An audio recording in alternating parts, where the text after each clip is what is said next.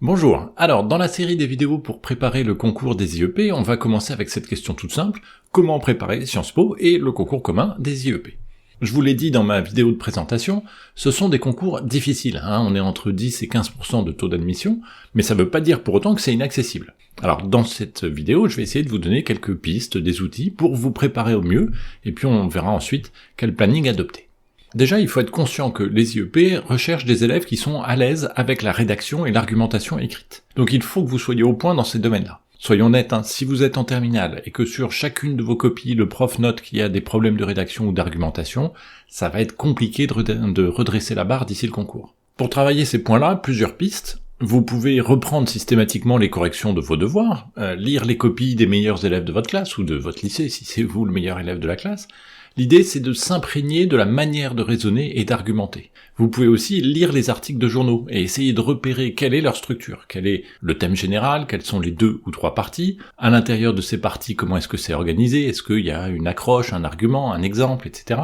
Alors, ça peut sembler fastidieux, mais vous verrez qu'à force, vous repérerez cette structure très facilement, et du coup, non seulement vous serez capable de lire en diagonale les articles, et en plus, ça renforcera votre capacité à rédiger et à argumenter à l'écrit. Deuxième compétence que l'on attend d'un ou d'une future élève d'un IEP, c'est la curiosité intellectuelle et l'ouverture à l'actualité. Donc durant toute votre préparation, vous devez lire les journaux, écouter la radio, des podcasts, vous abonner à des newsletters, celle de Sciences Po par exemple, regarder des vidéos sur Insta ou sur YouTube, en commençant par Hugo Décrypte par exemple. Alors, bien sûr, vous n'aurez pas le temps de tout lire ou de tout écouter, on en reparlera dans la partie planning, mais l'idée est vraiment que vous preniez cette habitude de vous ouvrir au monde, à ce qui se passe autour de vous, d'essayer de comprendre le monde à l'aide de multiples sources. Et puis, il faut que vous preniez l'habitude aussi de faire des liens entre vos cours et toutes ces informations que vous récoltez. Être capable de bâtir des liens entre différents domaines de connaissances des sciences sociales, ça c'est vraiment l'ADN de Sciences Po, c'est l'esprit de Sciences Po. Alors, je prends un exemple pour que vous compreniez mieux, la dissolution de l'Assemblée nationale en juin 2024. Vous pouvez l'envisager sous un angle politique, bien sûr, c'est à la suite des élections européennes, c'est un calcul politique, disent certains. Vous pouvez l'envisager aussi sous un angle historique, il y a déjà eu la dissolution de 1997 qui a été un échec, ou alors sous un point de vue juridique ou constitutionnel, qui peut dissoudre, dans quel contexte, combien de fois, etc.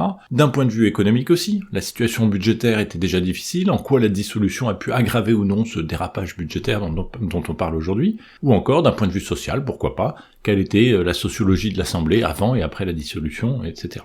Donc essayez de prendre l'habitude, sur certains points importants d'actualité, de faire cette petite analyse à 360 degrés, éventuellement sous forme d'une petite carte mentale ou d'une fiche, envisagez l'événement sous un regard à la fois politique, historique, sociologique, économique, environnemental, littéraire, pourquoi pas. Petit à petit, ça va vous forger une certaine vision des choses et une grille d'analyse. Et puis, vous pouvez aussi faire ce genre d'exercice sur des thèmes communs, qui reviennent souvent dans les concours ou la scolarité à Sciences Po. Des thèmes comme la démocratie, le vote, les questions de genre, l'environnement. Bon, par exemple, sur un thème d'actualité comme l'intelligence artificielle, vous pouvez voir ses implications politiques, en termes de souveraineté des États, de manipulation, ses implications sociales ou informationnelles, le développement des fake news, ses implications économiques, quelles sont les entreprises derrière et leur modèle économique, ou encore ses implications environnementales, avec l'explosion des requêtes d'IA générative qui entraînent une explosion des données, donc des data centers, avec des problèmes de consommation d'eau, d'énergie, etc. Donc là aussi, vous voyez, ça vous donne l'habitude d'analyser un thème, un enjeu, de manière globale et en croisant les disciplines. Donc ça, c'est la préparation globale sur la manière de penser un peu, pour apprendre à penser, à raisonner Sciences Po. Et puis alors, vous allez devoir réviser aussi des épreuves plus spécifiques pour le concours commun des IEP, notamment l'épreuve d'histoire, dont le programme de révision porte en gros sur le monde et la France depuis 1930. Ça correspond globalement au programme d'histoire de terminale tronc commun.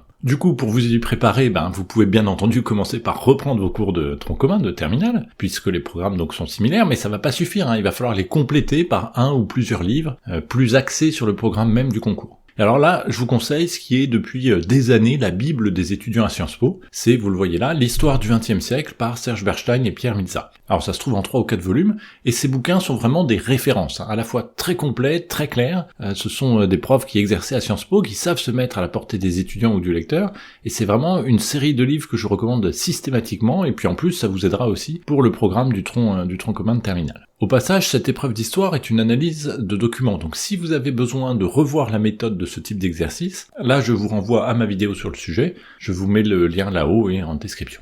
Pour l'épreuve de langue, alors là c'est moins mon domaine, mais je reviens sur ce que j'ai dit en début de vidéo, essayez là aussi de suivre l'actualité dans la langue que vous allez présenter au concours. Donc suivez les médias étrangers, car ils donnent une autre vision de l'actualité que ce qu'on peut avoir en France. Vous pouvez commencer par Courrier International qui donne la traduction des articles, et puis ensuite vous passez un vocable. Vous pouvez aussi écouter des podcasts, vous pouvez regarder des séries en VO, bref, utilisez toutes les occasions possibles pour améliorer votre niveau de langue.